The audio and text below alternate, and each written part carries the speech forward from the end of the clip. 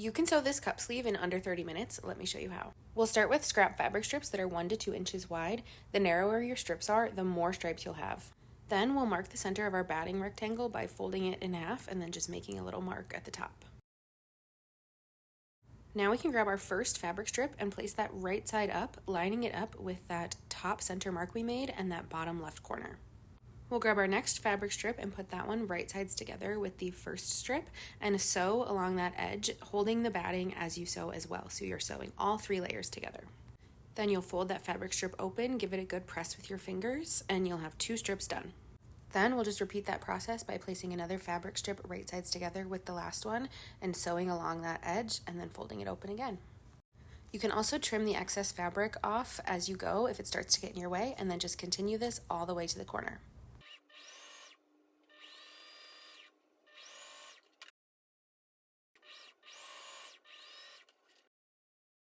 Once you get to the bottom right corner, you'll just go back to where you started and repeat the same process going in the other direction to finish that top left corner.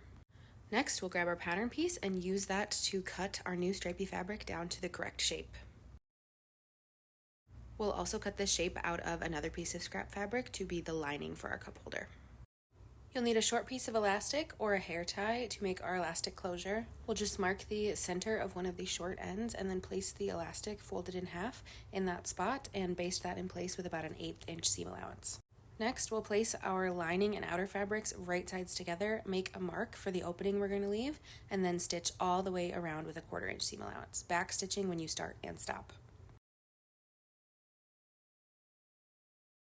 Then we'll clip off those corners to reduce bulk and turn our cup sleeve right side out.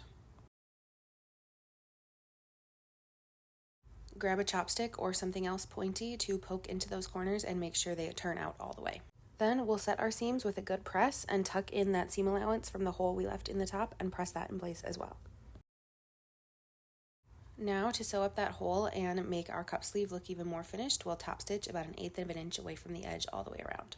Final step is to sew on our button, so we'll mark a spot on the other short end of our cup sleeve that lines up with the elastic and then sew that button into place.